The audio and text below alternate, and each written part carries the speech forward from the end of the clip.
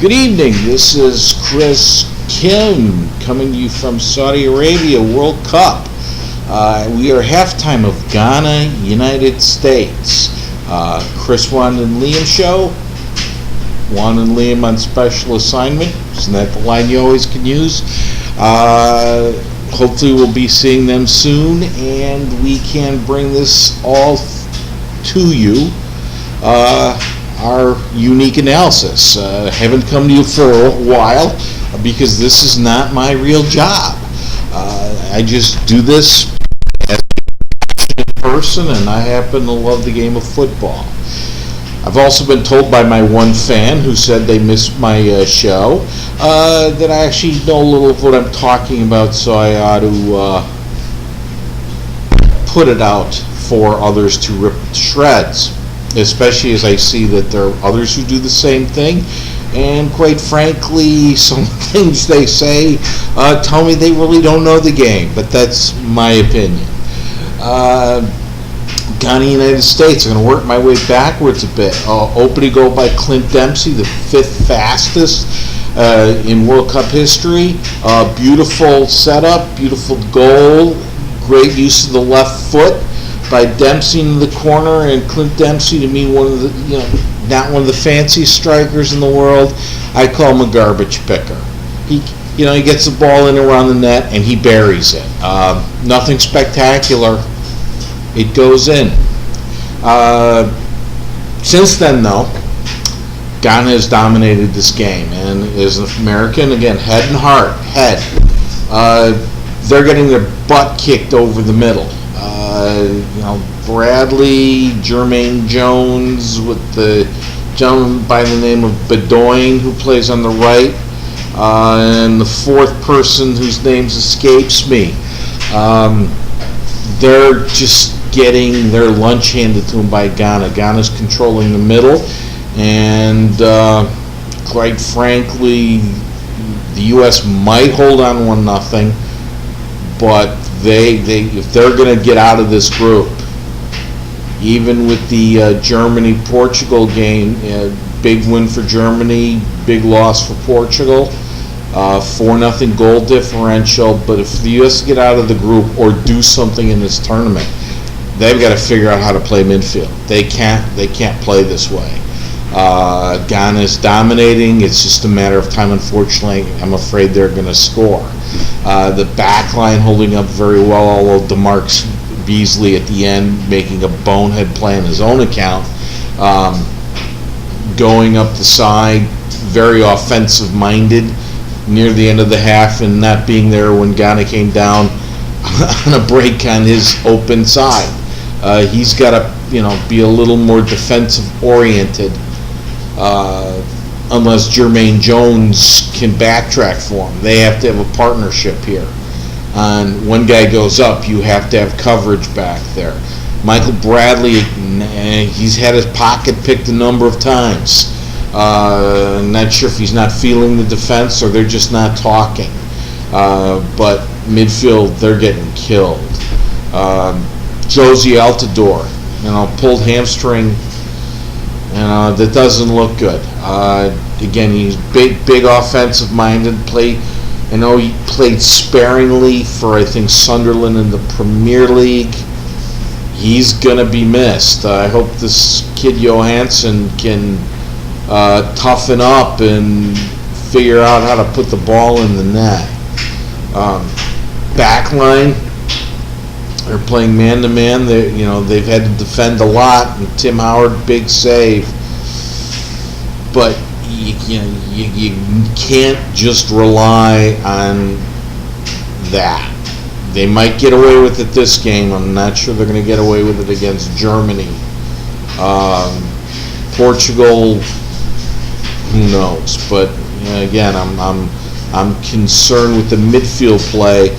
And as I sit here seeing Marcus Beasley on defense playing, but Landon Donovan, who knows how to handle the ball, good passer, actually played most of his time with the United States as an offensive midfielder or a winger who can play in the midfield. they look like they could use him in this game. They look like they could use his passing, his ball handling, and his basic knowledge of where players are, because that diamond setup they're using in the midfield is getting crushed.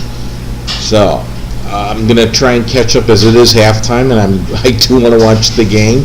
I did not see the Germany-Portugal game. Reporting, though, from New York, Wanda and Liam basically said Portugal went into their happy hacker mode. We like hacking teams. I, as a former hacker, when I played the game, appreciate playing physical, tough games. You just have to know how to do it. They gave up a penalty, and Germany can hit you hard. And from what I understand, the headbutt of Pepe on Mueller, something must have been said out there. But being on the pitch, I don't remember too many topics being off limits. So, the Zidane headbutt in the 2006, what some of the things I heard said wasn't something I didn't hear on the pitch every time I was out there. So something set Pepe off, and a big red card for them. Pepe can't make boneheaded plays, but just had a great year with Real Madrid. This year playing defense, partnering up with Sergio Ramos.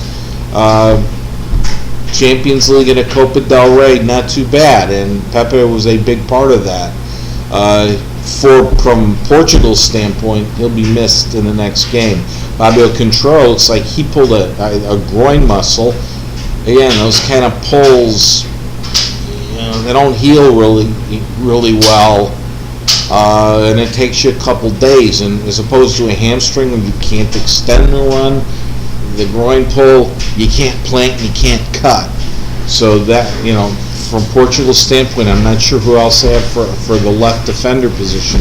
That will hurt them. But, from my understanding, Portugal did put pressure on, but the red card being down a guy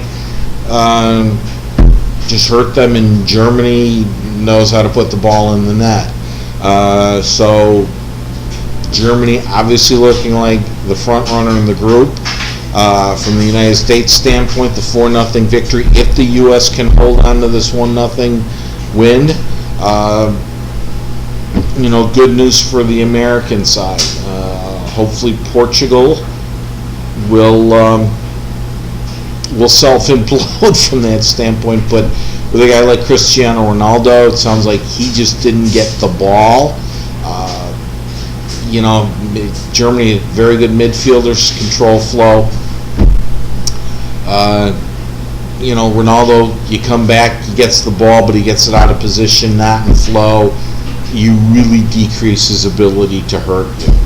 So that was today, the third game, 0-0 Iran and Nigeria. Nigeria, very quick, very, very athletic team.